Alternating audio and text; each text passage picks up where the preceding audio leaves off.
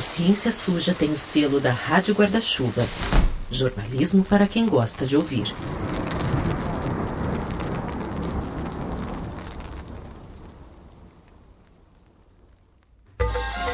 De vez em quando vem aquelas perguntas à nossa mente. Como vai ser o amanhã?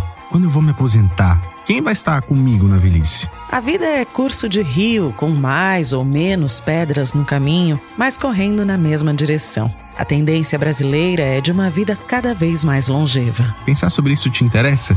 Então vem ouvir o Curso da Vida, podcast do Sesc São Paulo, disponível em todos os tocadores para todos os públicos. Comigo, Renan Suquevicius, e com a Juliana Dantas. E perceba, de quando a gente começou a falar até agora, já envelhecemos alguns segundos.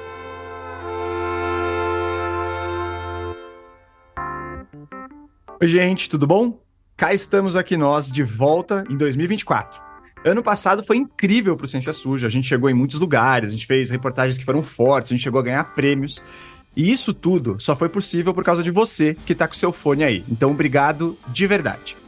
Bom, e a gente já tá aquecendo os motores aqui para 2024 com mais uma pré-temporada nossa. Lembrando que esses episódios de pré-temporada aqui são no formato de mesa-cast, de debate mesmo, né? Ou seja, a gente traz pessoas que manjam muito dos assuntos e aí a gente vai conversar sobre alguns assuntos. E eu já falo qual é o assunto de agora, né?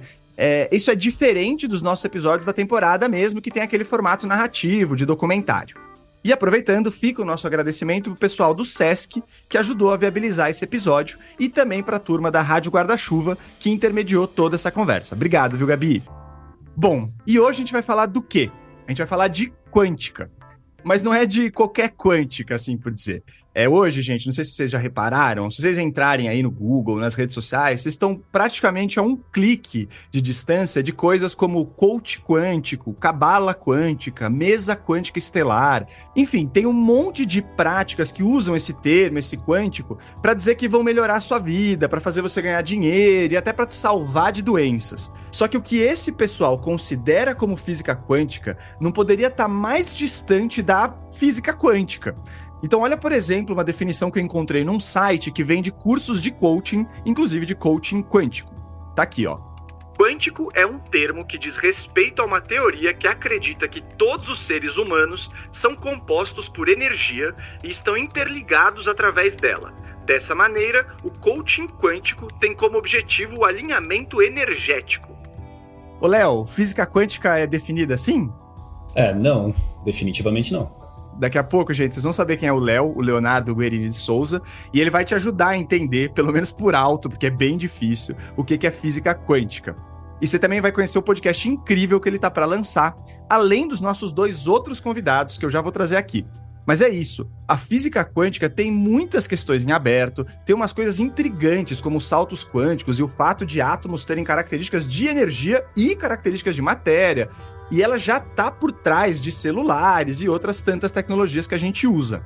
Mas ela não tem nada a ver com uma conexão energética entre seres vivos, e menos ainda com a alegação de que a força do pensamento faz você ficar mais rico ou mais saudável, até porque isso pode ser cruel se você virar ao lado da moeda. Imagina, por exemplo, o absurdo de pensar: eu tô com câncer ou outra doença porque eu não sou positivo, a culpa do câncer é minha, entendeu? Então, nesse episódio, a gente vai trazer alguns exemplos de pseudociências e outras questões quânticas, até porque esse pessoal tá ganhando dinheiro com isso. Hoje tem cursos, terapias e um monte de produtos que supostamente usariam da quântica para trazer benefícios duvidosos. E isso não é uma questão secundária. Só um desses sites que vendem esses produtos tem mais de 50 mil seguidores no Instagram. E teve congresso de saúde e terapia quântica cobrando R$ 1.300 por inscrição. Mais do que isso, já tiveram tentativas de colocar essa ideia meio torta da quântica, esse lado, né, que não tem nada a ver com quântica, na universidade. Em 2019, por exemplo, o curso de enfermagem da Universidade Federal do Rio Grande criou uma disciplina chamada Perspectiva Quântica para o cuidado de enfermagem/saúde. Na ementa, tinham coisas como apresentar noções básicas de fitoenergética, florais de Bach, mandalas e outras terapias alternativas que não têm a ver com quântica, só com essa ideia de uma energia não palpável, né? E os professores de física da universidade ficaram possessos, né? E eles escreveram um manifesto contra essa disciplina, claro. Mas bom, vamos começar logo aqui com o que importa. E eu queria começar, já que eu já citei ele aqui, introduzindo o professor Leonardo Guerini de Souza, o Léo, que é matemático e professor da Universidade Federal de Santa Maria, no Rio Grande do Sul. Tudo bem, Léo? Conta pra gente qual a sua relação com a física quântica e fala também do podcast que tá saindo do forno, que você tá tocando. Olá, pessoal. Então, eu trabalho aqui no Departamento de Matemática da UFSM, na Universidade Federal de Santa Maria. Mas apesar da minha formação ser em matemática, a minha área de pesquisa sempre foi na teoria quântica, né? Então, desde o mestrado eu estudo fundamentos de teoria quântica e depois, doutorado e pós-doutorado, eu passei por projetos também envolvendo teoria da comunicação quântica e também um pouquinho de computação quântica, né? Então, mais recentemente, né, nesses últimos tempos, eu também venho tocado um projeto muito legal, junto com uma amiga que é física e pesquisadora também, que é a Glaucia Murta, trabalha na Universidade de Düsseldorf, na Alemanha, e também com a Luciane Troilib, que é jornalista e divulgadora científica aqui no UFSM também. A gente tem, então, trabalhado nesse podcast, né, sobre desinformação envolvendo conceitos de teoria quântica, né? Então a gente estuda algumas dessas coisas que o Theo aqui já mencionou, né? Saúde quântica, coach quântico, né? E a nossa ideia, então, é abordar esses assuntos para tentar discutir o que desses assuntos envolve realmente conceitos, né, de teoria quântica, se é que envolve alguma coisa, né? Mas então o nome do podcast é O Que Quântico e a gente está para lançar agora no final de fevereiro. Boa! Bom, e agora, diretamente do Japão, a gente tem o orgulho de apresentar a Gabriela Bailas, ou a Bibi Bailas. A Bibi, ela é física, ela inclusive tocou um episódio aqui com a gente sobre alienação parental, né, Bibi? E ela é responsável pelo canal de divulgação científica Física e Afins, onde ela já falou muito dessa questão de física quântica, ou de coisas que não são, na verdade, física quântica, né? Bibi, tudo bem com você? Conta aí o que você anda aprontando no Japão. Oi, gente, é um prazer estar aqui de novo junto com vocês. Então, meu nome é Gabriela Bailas, eu sou doutora em Física Teórica de Partículas. Sempre trabalhei numa área chamada cromodinâmica quântica, que estuda partículas elementares, também no meu doutorado, mestrado, pós-doutorado. E eu trabalhava, que agora eu estou indo para o Brasil, mas no acelerador de partículas que tem aqui no Japão. E eu comecei a falar um pouco sobre essa área de pseudagem quântica, que eu brinco, picaretagem quântica, em 2018, mais ou menos, quando começou no YouTube a existir aqueles vídeos de debate, e o primeiro debate que eu reagi chamava o coach quântico e a psicóloga. Então foi um debate bem interessante. Até então eu não sabia que existia pseudociência envolvendo física quântica, mas desde então eu trabalho bastante para desmistificar esses assuntos e acredito que na internet eu fui uma das primeiras pessoas, se não a primeira, a começar a falar sobre isso. E só um parênteses rapidinho, que tu citasse a FURG, que é a Universidade Federal do Rio Grande, que é a minha universidade, me formei lá, e eu fui a pessoa que denunciou esse curso de enfermagem, essa disciplina do curso de enfermagem. E os meus professores todos escreveram um manifesto e foi um absurdo, assim, realmente o que aconteceu. E é interessante que a pseudociência da quântica, ela tá tão intrínseca nas pessoas que quando eu comento, assim, algum vídeo ou falo alguma coisa de física quântica, eu constantemente recebo comentários de pessoas dizendo assim: nossa, eu não achava que tu acreditava nessas coisas de física quântica. Então, só para dar o chute inicial aí no episódio. Bom, maravilha. E, bom, a gente está com o nosso terceiro convidado aqui, que é o Oswaldo Frota Pessoa Júnior. E o Oswaldo tem uma dupla formação, né, Oswaldo? Em física e em filosofia. E, inclusive, tem uma linha de estudos, acho, super curiosa sobre filosofia da física quântica, né? Então, é legal porque ele olha por esses dois lados, né? Então, Oswaldo, conta pra gente quem é você e, se quiser, já pode até explicar o que é essa história de filosofia da física quântica. Bem, eu sou um filósofo da ciência, né? E uma das minhas especialidades é filosofia da física quântica é a minha formação, doutorado eu fiz sobre o problema da medição. E com o passar do tempo, eu comecei a me interessar pela questão do misticismo quântico. E como dialogar com, vamos chamar, os místicos, né? As pessoas que acreditam que a física quântica, de alguma maneira, está relacionada com a mente, com a espiritualidade, né? E então acho que eu posso eventualmente falar algumas coisas aí que eu adotei como estratégia, né? Basicamente, eu me coloco como materialista que tem uma fé, né? A minha fé é na ausência de Deus e no materialismo e etc, etc. Dessa maneira, eu acho que as pessoas com quem eu dialogo nesses momentos, que geralmente são religiosos ou acho que a gente meio que fica no mesmo patamar assim de crenças e a gente fica discutindo, né? Para evitar um pouco o discurso, vamos dizer, que, né, geralmente na física ou na ciência a gente adota um discurso mais, sei lá, de superioridade, né? Que eu acho que em termos pragmáticos é bom tentar evitar nos debates, né, no diálogo. Boa, Oswaldo, maravilha. Bom, então vamos lá, vamos começar, gente. Eu acho que é importante a gente começar com uma pergunta que é absolutamente difícil de responder, mas ainda assim eu vou fazer. Na verdade, é difícil de responder em pouco tempo, né, Léo? Mas se você puder, então, resumir para a gente o que é física quântica, né? A gente está sabendo aqui, a gente está começando a discutir o que não é, mas o que é física quântica, se fosse para você resumir para a gente? Bom, então, claro, né, que a gente pode responder essa pergunta com diferentes níveis de profundidade, né? Então, assim, se eu me alongar demais, né, vocês me avisam. Mas é normal a gente encontrar, né, em muitos textos de divulgação, descrever a teoria quântica, a física quântica, como a física do muito pequeno, né? A física que governa os fenômenos assim, que envolvem átomos, envolvem fótons, envolvem elétrons, né? E isso está certo, mas também, claro, que a gente pode ser um pouquinho mais descritivo que isso, né? Então, a física quântica surgiu no início do século passado, né, mais ou menos em torno de 1900, e, na verdade, assim, uma das primeiras coisas que o pessoal foi notando é que acontecem muitas coisas inesperadas quando a gente estuda esses objetos muito pequenos, né? Então, assim, só para contar assim, alguns exemplos bem representativos, né? Por exemplo, quando a gente estuda a luz, né, foi descoberto, então, que, na verdade, a luz não é contínua, né, como talvez pareça à primeira vista, né? Então, quando a gente estuda melhor essas coisas, a gente vê que a luz é formada por fótons. Então, é como se houvessem pequenos bloquinhos de luz, é como se toda a porção de luz que a gente tem é formada por esses pequenos bloquinhos, né, pelos fótons. Então, só isso já é um pouco contraintuitivo, né? E essa propriedade de não ser contínuo é exatamente o que a gente chama de ser quantizada, né? Então, a luz, nesse caso, foi descoberto que a luz é quantizada, né? Outro exemplo representativo, por exemplo, então, é a órbita do elétron, né?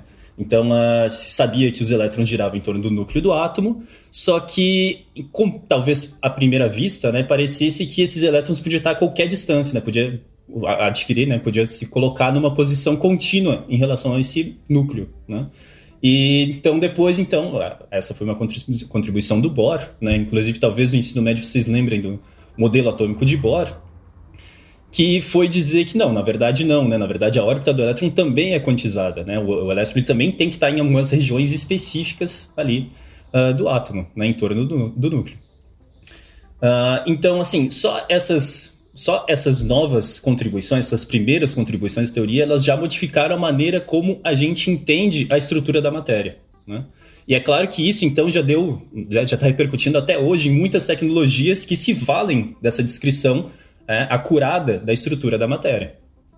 Só que quando a gente continua estudando essas coisas, né, para além dessas descrições das coisas que a gente realmente vê, né, a gente, né, vê os objetos do dia a dia, a gente sabe que eles são formados por átomos, a gente vê a luz, a gente sabe agora que eles são formados por fótons, né, então essa descrição, claro, que ajuda a gente a entender essas coisas. Mas para além dessas coisas que a gente tem contato no dia a dia, foram encontrados muitos fenômenos, assim, completamente inesperados, né, envolvendo esses objetos pequenos, né. Então, hoje a gente sabe, né, que tem fenômenos tipo superposição, que existe o emaranhamento quântico, né, que existe contextualidade, que existe não localidade.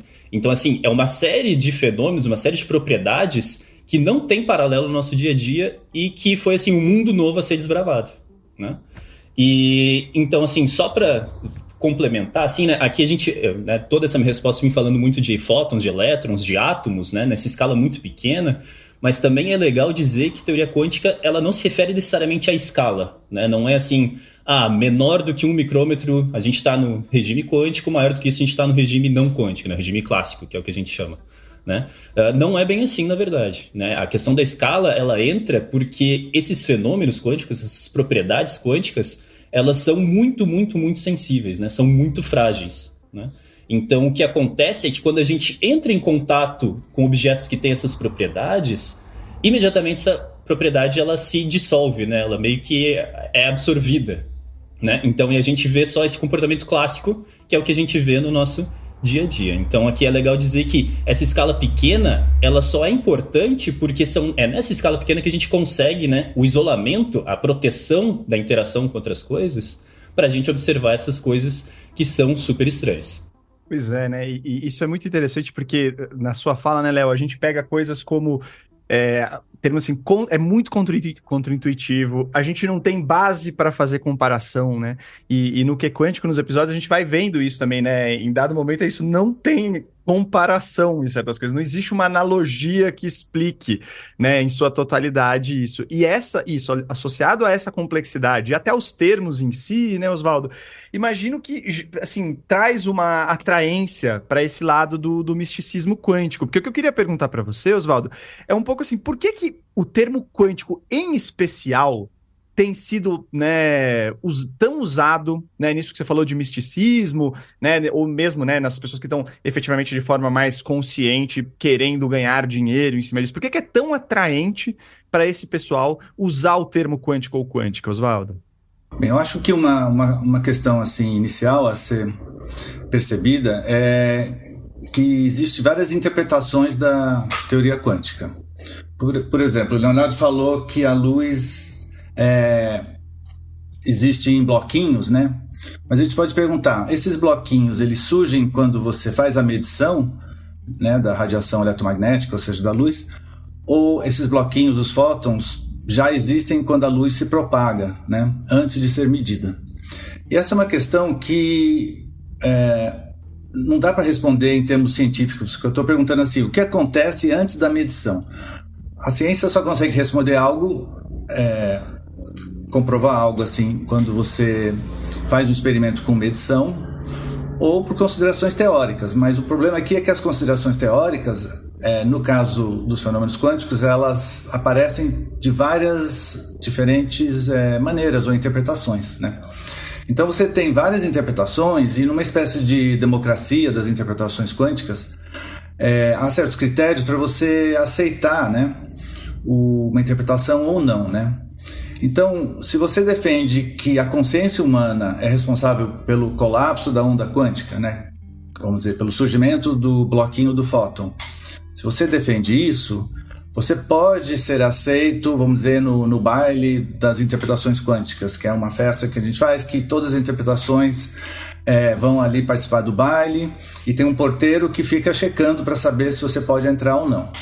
Então, se você defende apenas isso, então você pode entrar no baile, porque essa visão que surgiu nos anos 30, ela não leva a nenhuma contradição com o experimento.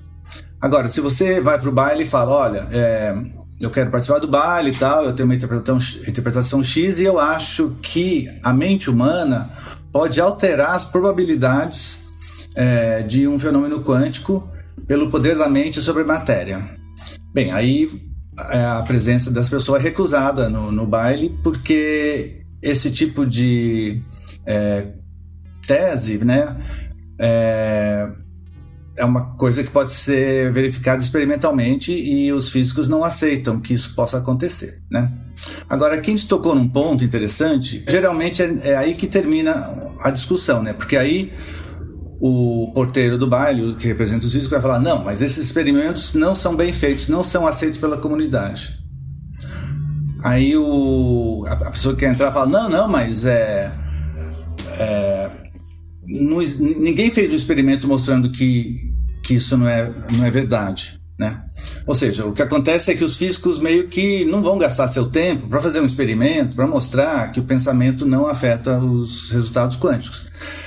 Então, muitas vezes o debate termina aí em experimentos que, né, eles alegam que demonstram o efeito quântico, mas a comunidade científica não tem tempo e dinheiro e energia para mostrar que esses experimentos são mal feitos, né? Então, essa é uma questão, assim, seria interessante, talvez, né, algum grupo de física começar a fazer esses experimentos de maneira sistemática, né, seriam resultados nulos, não trariam muita vantagem em termos de publicações, mas seria algo interessante em termos para esse tipo de questão não acontecer, né? Entendi. É quase como você assumir essa teoria para ir testar ela e ver que efetivamente a coisa não anda por aí, né? Eu acho que é um pouco essa lógica que você está trazendo. Agora, de qualquer forma, um ponto que eu acho que pode ser interessante discutir, então, Bibi, é de novo insistir nessa questão da palavra quântica, né? Porque a gente podia, sei lá, podia tentar falar do coaching mecânico ou sei lá, de alguma outra parte da física e entrar com esses tipos de terapia. Por que a quântica, Bibi? Você que já gravou tantos vídeos aí. Olha, além da quântica, outras palavras, né, são usadas como tu citou, energia, frequência, vibração, blá, blá, blá. Mas, assim, o termo quântica, ou essa ideia da quântica, ela vem muito, na minha opinião, né, lá do Segredo, que é o livro dos anos 2000, né, que diz que se tu pensar positivo, blá, blá, blá, a atração vai acontecer. E aí depois tem aquele documentário, entre aspas, filme que chama Quem Somos Nós, que na verdade foi aí que o quântico foi propagado através desse documentário com o Amit Goswami, que é um físico realmente que tem doutorado em física, mas desde os anos, 70 ele já enveredou para esse lado de espiritualidade. E ele, nesse documentário, foi uma das pessoas que realmente propagou essa ideia do quântico alterar a nossa realidade e todas as probabilidades, tanto o que foi citado anteriormente pelos meus colegas de mesa, essa ideia da dualidade onda-partícula. Nesse documentário eles mostram, e nesse documentário o experimento que faz essa medição para saber se é onda ou partícula, eles colocam o olho humano. E foi daí que surgiu essa ideia de que uma das propagações dessa ideia de que a nossa consciência altera essa realidade e que a física quântica seria a responsável por isso. Foi esse documentário. Inclusive, nesse documentário, tem um outro físico muito famoso que realmente atua, que tudo que ele falou foi distorcido. Inclusive, ele já deu inúmeras entrevistas dizendo que a fala dele foi distorcida, que ele não disse o que apareceu no documentário, né? E também esse documentário foi patrocinado por uma seita americana. Então, tipo assim, é toda uma grande viagem e as pessoas compraram essa ideia porque as pessoas precisam acreditar em alguma coisa, elas precisam se agarrar em alguma coisa. E, na minha opinião, como muitas vezes as religiões já consagradas não conseguem explicar, ou as pessoas não se sentem parte dessas religiões por N motivos, elas entram nessa onda de espiritualidade. Eu vou ser massacrada com o que eu tô falando, mas enfim. Elas entram nessa onda de espiritualidade. Minha religião é o amor, aqui a gente permite tudo, então nós somos quântica, amor. Se tu é católico, vem. Se tu é crente, vem. Se tu é qualquer coisa, tu vem. E aqui é quântica. E as pessoas, infelizmente, no Brasil e no mundo, não têm letramento físico, nem quântico, nem matemático, nem científico para entender que aquilo que está sendo falado é uma grande besteira.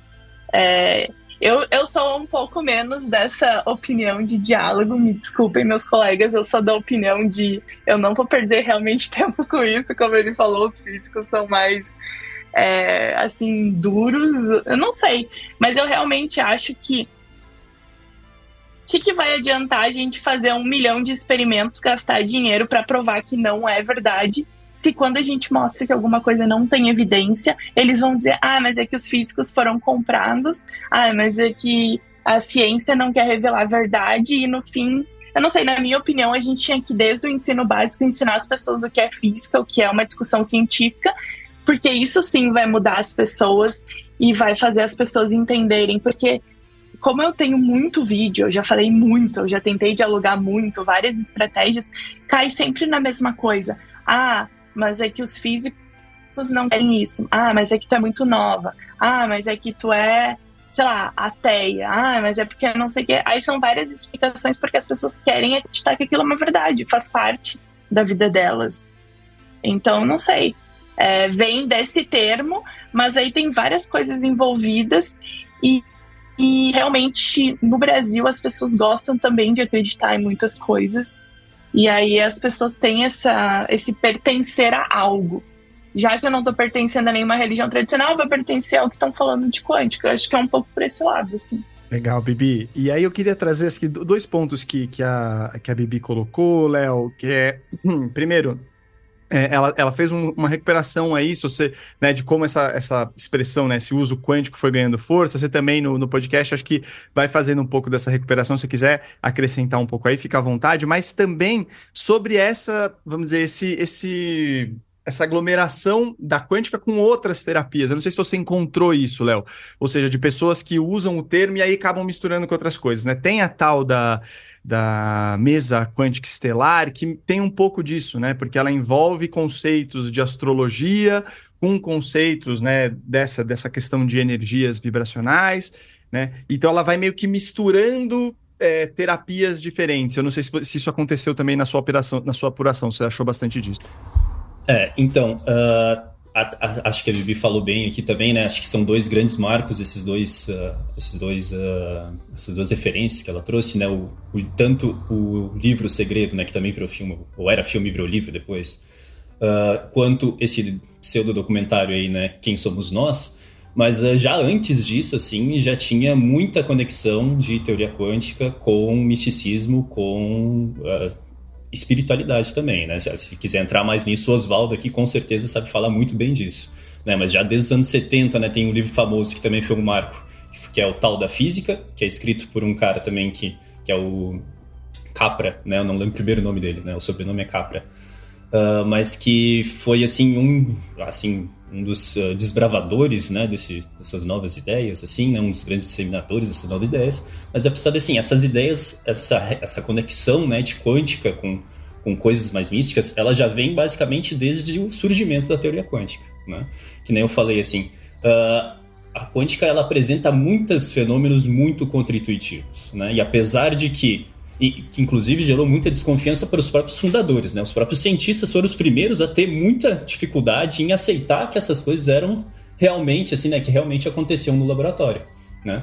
Mas, assim, era tanta desconfiança que muitos experimentos foram repetidos e, enfim, hoje a teoria quântica é uma das teorias físicas, né, mais comprovadas experimentalmente.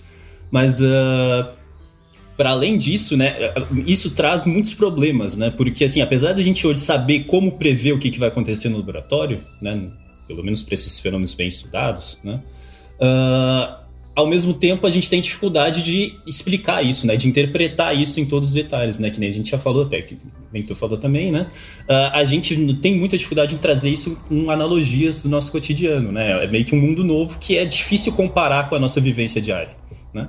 E então, assim, por ser contra-intuitivo, né, as pessoas acham que acaba criando essa questão de mistério, assim, né? A gente sabe mais ou menos o que vai acontecer no experimento, mas a gente não sabe explicar exatamente o que está acontecendo, né? O que levou a esses resultados, né? Então é meio que aquela coisa assim, eu não sei explicar exatamente o que está acontecendo com a quântica, eu não sei explicar exatamente o que está acontecendo nesse outro contexto místico, né? Por exemplo, a consciência, eu também não sei explicar muito bem a consciência. Então, é isso, né? As duas coisas são meio desconhecidas para mim, é meio que assim, meio que acaba tendo essa equivalência, né? Entre consciência e quântica, acaba tendo essa conexão de consciência quântica, no fim das contas. Mas esse negócio de quântica aparecer junto com outros conceitos, né? Assim, é incrível a quantidade de contextos, né, que a gente vê esse termo sendo aparecendo, né? A gente encontrou coisas tipo ufologia quântica, né? Como que a quântica explica o fenômeno UFO. A gente encontrou coisas do tipo, porque a quântica ela explica a homeopatia, no fim das contas. E é aquela mesma coisa, né? A homeopatia também é uma coisa que cientificamente, né, ela não é comprovada, né? Não tem uma explicação científica muito boa para homeopatia, e aí acaba casando isso com quântica, porque também é uma coisa que, assim, a gente não consegue explicar alguns detalhes interpretativos, né? Então acaba casando coisas desconhecidas, qualquer coisa desconhecida acaba sendo casado com quântica nesse sentido também. Boa, Léo. Oswaldo, e legal isso que o Léo trouxe, eu queria ouvir um pouco de você exatamente sobre isso, sobre essa conexão, né? A conexão da espiritualidade com a quântica, se isso tem realmente uma liga mais sólida do que você diria do que com outros conceitos. Bem, deixa eu só puxar aqui algumas coisas que eu queria falar antes de entrar nessa questão exatamente. Claro. Um primeiro ponto é sobre como que a palavra quântica é usada hoje em dia. Eu acho que são 2 pontos. Quando a gente lê assim, a empresa quântica, o que a pessoa quer dizer com isso? Então, uma primeira característica em filosofia a gente chama de holismo, né? Com H, né? H-O-L-I-ismo. Holismo. É uma ideia de que o todo tem precedência sobre as partes. Então, até aí é algo talvez interessante.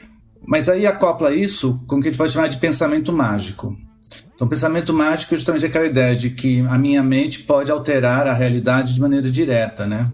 E essa moda? Então, deixa eu só falar agora sobre essa moda. De fato, né, como o Leonardo falou, já nos anos 30 começam, né, interpretações mais místicas da física quântica, ela sempre permaneceu, pelo menos a ideia de que a consciência humana está relacionada com isso, né? Mas esse movimento que a gente começou a perceber a força dele com esses livros mencionados, aparentemente ele se iniciou na Califórnia em torno de 1975. Tinha o Instituto Esalen, que ainda tem o Instituto Esalen, que fazia palestras e workshops tal, de temas da nova era, né, uma coisa bem californiana.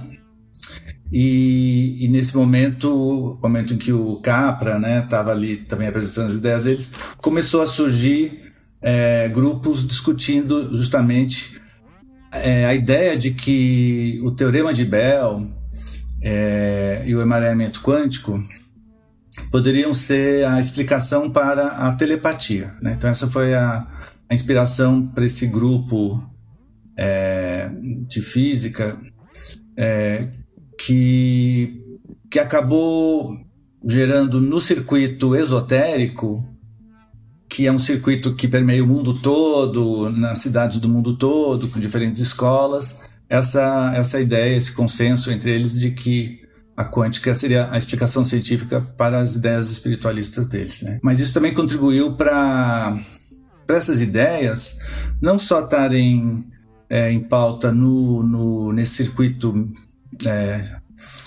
esotérico, mas também a gente pega assim na academia, vamos dizer, em filosofia, né? Os jovens que estudam filosofia, eles também têm uma interpretação da física quântica que salienta muitos mundos, que são outras interpretações da física quântica, e que não é exatamente misticismo, mas é um ponto de vista, assim, sei lá, mais ficção científica, mais sobre as possibilidades da quântica, enfim. Então, culturalmente, é um fenômeno bastante, diria, complexo. Então, assim, só para tentar amarrar alguns elementos que já apareceram aqui, né? Tentar dar uma noção também por que a teoria ela é contraintuitiva e por que alguns desses problemas né, com pseudociência são gerados, né? Que nem a Bibi já falou antes, né? Que talvez a questão da consciência apareça por conta da observação, né? Que tinha um olho humano lá no experimento e era por conta da presença da pessoa humana que o experimento agia de determinada maneira ou de outra, né? Então, assim, tem um conceito muito fundamental em teoria quântica que é a dualidade onda-partícula, né? Que basicamente diz que sistemas quânticos, né, esses objetos, eles têm propriedades dessas duas coisas, né? Tanto de partículas quanto de ondas. E depende de como você interage com esse objeto, né, ele vai apresentar propriedade de uma ou de outra, né? Então depende da interação, então meio que depende da escolha, da pergunta que você faz para esse sistema, né, da maneira que você interage com ele. Então essa aqui é meio que a origem, né, que talvez a consciência tenha algo a ver com isso, né, que dependendo da intenção do cientista que está interagindo com esse objeto, ele vai se comportar de uma maneira ou de outra. Então, assim, acho que essa é uma das origens para associar quântica com consciência, com isso, né, com presença humana, assim, né, com intenção humana, talvez. E acho que é isso que também está na origem, né, desse pensamento, né, pseudocientífico, que é que né, que a consciência pode controlar o que acontece num sistema quântico. E aí isso é expandindo ainda mais para dizer, nossa consciência controla a nossa realidade, né? Que esse é o mantra principal que a gente encontra, né? A teoria quântica explica que o nosso pensamento constrói a nossa realidade. Essa é, assim, a afirmação mais pop da pseudociência quântica, basicamente. E outro elemento que eu acho também, assim, contribui muito para a teoria quântica ser associada com o misticismo é que é uma coisa que é duro para a gente aceitar, inclusive, né? Que a teoria quântica ela é aleatória, né? Os resultados do sistema quântico são aleatórios, né? A gente não sabe dizer exatamente, né? Por exemplo, né? Quando a gente pede um sistema que está em superposição, então tentando tornar um pouquinho mais concreto, assim, né? Hoje a gente fala muito de computação quântica, né? Computadores quânticos estão sendo construídos, né? Que já existem computadores quânticos numa escala pequena, né? Mas, então, a grande diferença da computação quântica para a computação clássica é que o computador clássico trabalha com zeros e uns, né? Quando os computadores quânticos têm esses outros fenômenos estranhos quânticos que podem ser utilizados também na computação, né? Então, por exemplo, um computador quântico poderia trabalhar com bits quânticos que estariam em superposição de 0 e 1. Né? O que isso quer dizer? Quer dizer que quando você mede esse bit quântico, talvez dê 0 e talvez dê 1, cada um com uma probabilidade diferente. Só que esse resultado é aleatório, né? Tu não consegue determinar antecipadamente qual que vai ser o resultado disso, né? Então, é isso que a gente quer dizer quando a gente diz que teoria quântica ela é intrinsecamente probabilística. Só que isso é muito duro de aceitar, né? Então, assim, eu estou dizendo até, né, no conhecimento comum, assim, é muito difícil aceitar que existam essas coisas realmente aleatórias no mundo, né? Inclusive é por causa disso que Einstein disse, né, Deus não joga dados, né? Tipo, teoria quântica não é aleatória, né? Einstein pensava, não, a gente ainda não entende ela bem o suficiente, né? Só que essa aleatoriedade, né, esse resultado das medições serem aleatórios, dá margem para dizer, mas então talvez Einstein está certo, talvez a gente realmente não conheça a teoria quântica o suficiente, talvez tenha algo que explique o resultado dessas medições. E o que é esse algo que explica? É a consciência humana, é a intenção humana, entende? Então, isso que está por trás também desse pensamento que, teoricamente, a consciência humana poderia, né, influenciar uma medição quântica, poderia determinar uma medição quântica e, por isso, controlar a realidade. Agora, diante disso, né, a gente tem discutido bastante, né, como ela se colocou, né, como esse fenômeno das terapias quânticas ganhou tração. Tem a questão que eu queria discutir com vocês do risco, né? Ou seja, existe risco dessas terapias, elas trazem problemas, né? Eu dei uma olhada, Bibi, inclusive, em site, né? Porque tem muito site que vende, né, produto quântico, né? Tem coach também, tem terapia, e você vê que tem muito dinheiro circulando, mas tem produtos, né? Produtos para aquilo, em geral, produtos para questões de ordem psicológica, que são, né, para ansiedade, para estresse, para não sei o quê, né? E eu queria ver o que vocês acham disso, assim, quais os riscos de quando a gente começa a dar muita voz para esse tipo de situação. Bibi, se quiser começar? Olha, eu acho que o maior risco de tudo isso são pessoas que têm algum problema de saúde ou estão doentes abandonarem tratamentos médicos em prol de uma pseudociência. Esse é o maior risco. Eu já fiz algumas entrevistas no meu canal com pessoas que seguiram supostos tratamentos quânticos. E tem alguns tratamentos que a pessoa estava doente, pagou para repetir frases, por exemplo. Remédio quântico era repetir frases, por exemplo, porque era um remédio que, se tu repetisse, ele entrava no teu cérebro. Então, as pessoas, E realmente tem artigo científico mostrando que as pessoas abandonam tratamentos, até de quimioterapia, tratamento seríssimo, em prol de uma solução dita quântica. E apesar de a gente estar aqui nesse episódio discutindo vários termos físicos e tal, a maioria das pessoas nem sabe nada disso que a gente está falando.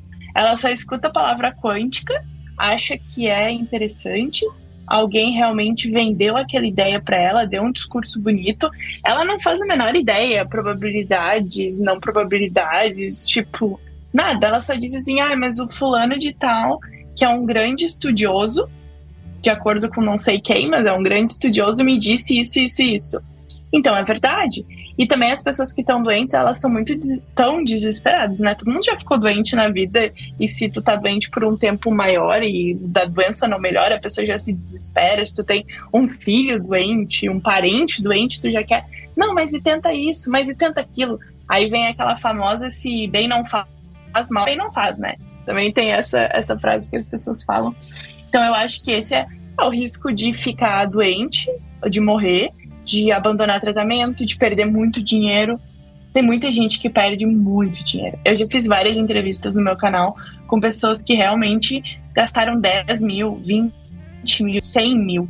E, tipo, a maioria dessas pessoas, elas dão relatos anônimos. Elas pedem para eu não mostrar o rosto delas, e a gente faz alteração na voz, muda a cidade, muda tudo, porque as pessoas têm vergonha. Tem professor universitário que já deu entrevista para mim, advogado, médico, várias pessoas. E eles dizem assim, eu tenho vergonha hoje de falar. Só que aí a pessoa tem vergonha de falar, aí ninguém fala. Aí fica tipo assim, ninguém tá dizendo que faz mal, então... se ninguém falou, eu acho que não deve fazer mal, sabe? Então eu acho que isso...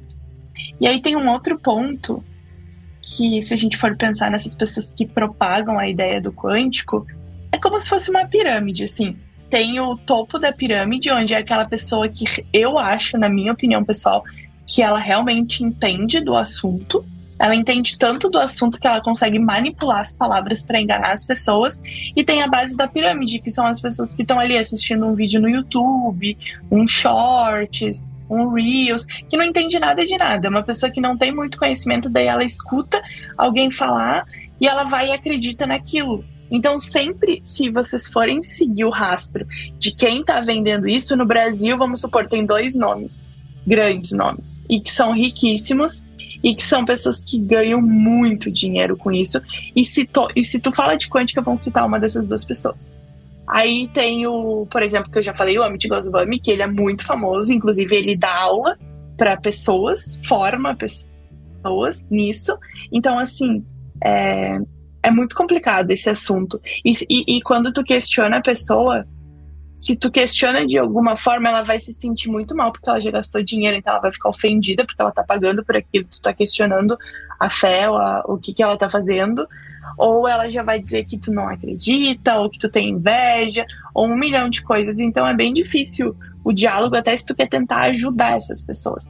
E aí, só pra fechar, e fugindo um pouco da pergunta, a gente poderia depois discutir de quem realmente é a culpa disso, porque eu realmente acredito que nós, como físicos, pelo menos eu como física, e do que eu vejo dos meus colegas, ninguém fala sobre isso, todo mundo acha que aquela pessoa é boba, sei lá, por acreditar, ou acham que não vale a pena perder tempo falando, ou usam palavras muito difíceis para explicar, ou ficam simplesmente no mundinho fechado, tipo, um explicando pro outro e achando que tá fazendo grandes coisas e no fim não tá fazendo nada.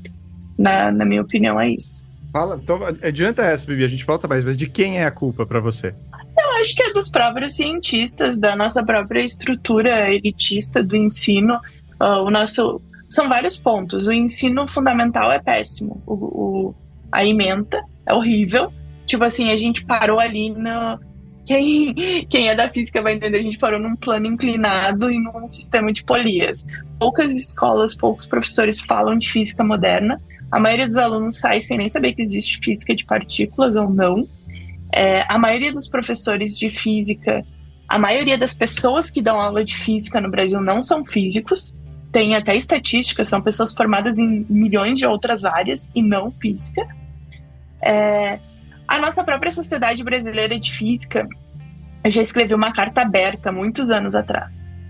Em 2018, 2017, eu escrevi uma carta aberta para a Sociedade Brasileira de Física, pedindo que eles realmente, publicamente, escrevessem que quântica não era do jeito que estava sendo usado correto, porque eu estava cansada de falar e as pessoas dizerem que era só eu que estava falando isso. Aí a Sociedade Brasileira de Física fez um site onde as pessoas podem mandar lá links para eles dizerem se aquilo é verdade ou não, tipo fake news, assim. Só que ninguém lê. Quem é que lê site hoje em dia? Quem é que lê um site? As pessoas estão vendo shorts, estão nos Reels, estão no TikTok. E muitos cientistas acham que é perder tempo e criticam as pessoas que fazem divulgação científica. Então eu sou constantemente criticada por vários colegas cientistas. E os cientistas que fazem conteúdo, claro, muitos fazem conteúdos até parecidos com os meus, mas muitos fazem conteúdos que é só para os colegas, que não chega na população. Então eu acho que a culpa é realmente de todo o nosso sistema, que é péssimo, assim. A gente deveria mudar desde a base, entendeu? Então por isso que eu acredito que a base de tudo deveria estar lá na educação das criancinhas, que elas pudessem aprender ciência, aprender metodologia, debate, tudo isso. Legal. Oswaldo, Léo, quem quer complementar e colocar suas ideias aí? Léo já tirou do mute, Oswaldo também, temos bastante gente pra falar. Vamos lá, vocês que começam aí. Voltando à questão da educação científica, eu acho que a Bibi tem toda a razão. Uma coisa que no ensino médio poderia enriquecer um pouco toda essa discussão é uma ênfase maior na discussão da pseudociência, né? Da chamada pseudociência, que pode ser mais importante para a formação do cidadão do que estudar eletromagnetismo e termodinâmica no ensino médio. E o que eu tive um aluno, o Oswaldo Venezuela, que a constatação que ele obteve é de que na sala de aula você pode... Isso discussão de astrologia, de telepatia, essas questões mais de pseudociência menos ligadas à quântica. Que tem todo um dilema, né? O educador tem aquele dilema. Será que eu vou colocar a minha visão, né? Eu estou aqui numa comunidade no interior da Bahia, onde as pessoas acreditam em lobisomem. Será que é correto eu dizer que não existe lobisomem? Como me integrar, né, com as crenças da comunidade, esse tipo de coisa. Então, tem esses dilemas na educação científica. Mas o que ele percebeu é que basta você, em sala de aula, você colocar uma questão do tipo telepatia existe, deixar os alunos, apresentar um texto a favor e um texto contra, e deixar os alunos discutirem. O professor, se ele não quiser, não precisa nem se colocar. Só isso já aumenta o grau de... como é que se diz? O senso crítico dos alunos sobre essas questões. Então, esse tipo de coisa que é uma coisa mais pontual, é mais fácil de implementar, já ajudaria um pouquinho, né, nessa questão toda. Léo? Então, acho que com certeza, né, a classe acadêmica, né, a comunidade científica, acho que tem responsabilidade, né, nesse tipo de problema que a gente está falando. Eu concordo que o ensino, a educação básica, ela, né, tem muitos problemas, muitas faltas, né, muitas carências, né. Eu acho, inclusive, que é um problema difícil, assim, né, hierarquizar qual que é a carência mais grave ou menos grave. Mas, sim, para não deixar a culpa toda com os cientistas, que talvez tenha que parecido, seja que pareceu aqui, né, eu acho que mesmo, né, com uma educação maior, com um senso crítico maior, né, essas ideias, elas são muito apelativas, né, essas ideias pseudocientíficas, por exemplo, de saúde quântica, né, de tratamentos, né, acho que também por conta, assim, dessa promessa de individualização do problema, assim, sabe? Eu acho que, assim, tu tem um problema de saúde, né, tem um problema financeiro, tem um problema que tu quer emprego, algo assim, tipo, a solução tá ao teu alcance, sabe? Então, assim, basta você, né, seguir, né, essa nossa cartilha aqui, né? Basta você pensar positivo, basta você mentalizar tal coisa, né? Aí você precisa aprender a mentalizar, precisa aprender a pensar positivo, né, basicamente. Mas acho que, assim, independente da educação, né, acho que esse é o tipo de coisa que é muito apelativo para a população, né, para a gente em geral, né, que a gente, né, que a solução dos nossos problemas está ao nosso alcance individual, né? Eu acho que isso assim, é muito difícil contornar isso. Eu acho que, então, dividir essa culpa também com os algoritmos de redes sociais, né, com a divulgação dessas ideias, eu acho importante também. Porque rede social é isso, né, quer ver a treta pegar fogo, assim, né, quer passar adiante a ideia que vende melhor, né, e essas ideias vendem bem, infelizmente, sabe? Então, assim, por mais que a educação possa melhorar e deva melhorar, por mais que a comunidade acadêmica deva pensar com mais carinho em divulgação científica, né, tornar mais acessível tanto quanto possível essas ideias, eu acho que, assim, sempre vai ter esse apelo que sabe, que é difícil de contornar também.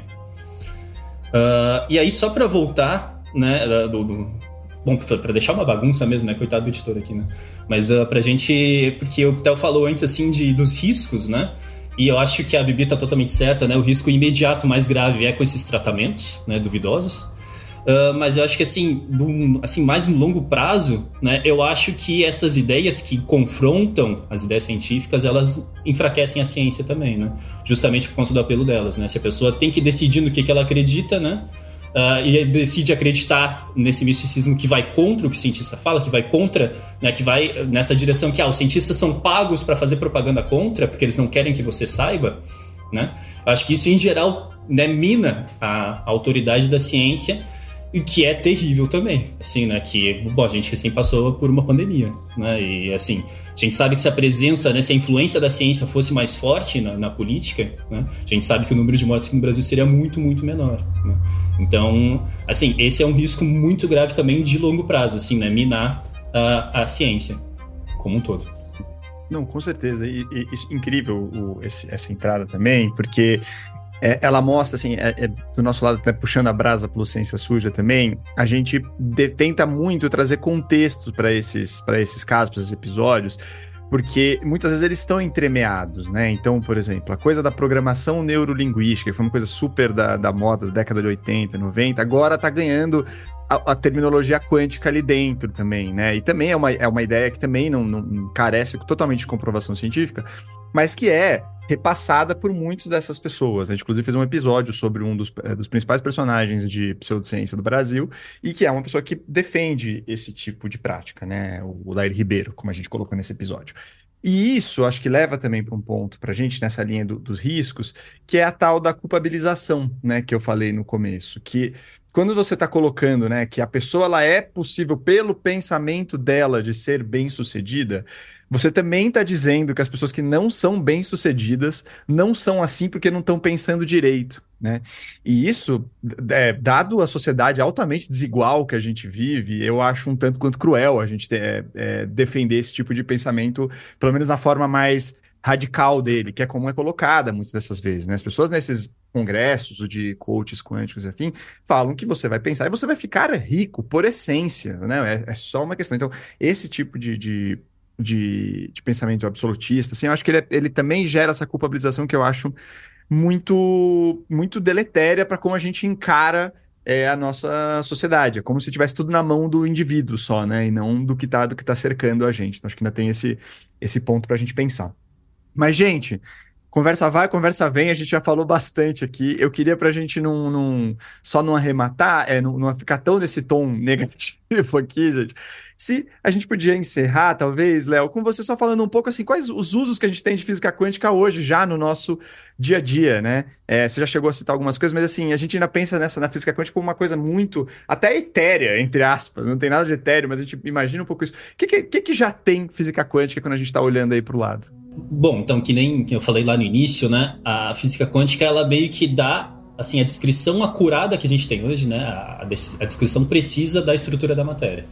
Né? Então, claro que isso não resolve tudo, mas com isso, assim, tu consegue desenvolver muitas tecnologias que foram desenvolvidas nesse último século, né? Foram explorando justamente essas coisas, né? De estrutura do átomo, né? Como que os elétrons se comportam, né? Por exemplo, o fóton, né? A luz ser quantizada, né? Saber isso, né? Tu consegue aplicar isso, por exemplo, em câmeras, né? Câmeras digitais. Por exemplo, essa é a ideia-chave para placas solares, painéis solares, né? Por exemplo, a descrição do átomo também permite coisas como espectroscopia, por exemplo, né, o estudo que basicamente é entender melhor, né, conseguir construir sensores para entender melhor como é que funciona o solo, por exemplo, para tu estudar como trabalhar esse solo para agricultura, né? Em termos de componentes eletrônicos, né, de novo, né, essa descrição quântica do átomo, né, ela permite que a gente miniaturização, é isso? É isso aí. Miniaturize, né? Muitas das tecnologias, né? Se a gente pensa, né, que décadas atrás, né, computadores ocupavam uma sala inteira e hoje tu tem um computador muito mais potente que esses na palma da tua mão, né? É por conta justamente da utilização, né, desses recursos que a gente utilizou, da descrição, né, da estrutura atômica desses materiais. Então, assim, aqui entra a ciência de materiais como um todo, se vale muito disso, né? Enfim, para trazer um outro conceito, né, muito presente em diversos setores, né, o laser também é uma tecnologia, né, que surge diretamente da quântica, né? Então hoje você pensa, né, em diversas aplicações industriais utilizando lasers, né, através de sensores, por exemplo, diversas aplicações na medicina, né, fazendo cirurgia laser, por exemplo, né, na indústria, enfim, né, laser para corte, enfim, a gente usa para apontar na palestra também, né? Enfim. Mas acho que isso já dá uma ideia, né? E isso é só a partir, né, dessa primeira descrição da matéria que vem da quântica, né? Então, quando a gente pensa nesses outros conceitos, né, isso às vezes é chamado de primeira revolução quântica, né, o surgimento dessas tecnologias, né? Então, tem algumas pessoas que falam em segunda revolução quântica, que agora a gente está realmente conseguindo controlar tão bem os materiais, os átomos e elétrons de uma maneira tão fina, que agora a gente está conseguindo construir computadores quânticos, né? A gente já tem computadores quânticos pequenos, mas, enfim, né, essa é a grande promessa de tecnologia quântica para as próximas décadas aí, né? É uma nova maneira de computacional, né, de realizar tarefas, algoritmos, né? E junto com isso, então, a gente já está pensando também em comunicação quântica, né? Uma internet quântica. Então, assim, essa segunda revolução que vai ser aplicar esses conceitos mais estranhos de teoria quântica, tipo superposição, tipo emaranhamento, que o Oswaldo aqui já falou também. Então, é a chave para a gente, né, desvendar aí um monte de novas tecnologias que vão aparecer nesse futuro próximo ou não tão próximo assim, né? Vamos ver. Perfeito. Bom, gente, eu queria agradecer demais por vocês estarem aqui. Bibi, obrigado, viu? Eu que agradeço. Espero que tenha sido um áudio que as pessoas aproveitem. É um prazer falar com todo mundo, conhecer novas pessoas. Já me interessei na área de filosofia da quântica, já quero ler mais sobre isso também. E é isso, as pessoas que quiserem falar comigo estão à disposição. Boa. Oswaldo, super obrigado. Um prazer ter você aqui com a gente hoje. Legal, foi muito bom. Bom conhecer vocês melhores. E tem muita coisa que a gente ainda quer falar, mas fica para outra oportunidade. Maravilha. Gente, a gente vai... Esse termo, ele é infindável, mas a gente tem também o nosso site, a gente tem as nossas redes sociais, a gente aqui vai conversando com o Oswaldo, com a Bibi, com o Léo, e o que eles acharem que faltou, a gente vai colocando depois nesses outros canais, e vocês também, por favor, mandem perguntas aqui, que a gente vai também complementando com eles. Léo, obrigado, viu, também, por você estar aqui com a gente hoje. E muito obrigado pelo convite, né? Eu deveria ter começado falando isso, né? Mas eu sou fã aqui de Ciência Suja, né? Eu acompanho também desde o início, né? Aqui nesse... Deveria ter começado falando mesmo, isso aí. E fazendo já, né, o Alto Jabá, né? Então a gente tem esse podcast a ser lançado, que é o Que Quântico, né? Porque nessas discussões que a gente trouxe aqui nesse episódio, por exemplo, né, como o tempo é curto, a gente acaba dando argumentos de autoridade, né? A gente diz, essa coisa está errada porque eu estudei isso e eu sei que isso está errado, né? Então, justamente, esse podcast a gente pensou para tentar desenvolver um pouquinho mais essas ideias e apresentar um pouquinho mais as ideias básicas da teoria quântica partindo de falas de pseudociência, né? Também, né, aproveitar para falar que a gente conta também aqui com o apoio com a consultoria aqui do Ciência Suja, né? Então, final de fevereiro a gente vai estar lançando aí. Quem tiver interessado, por favor, segue a gente lá.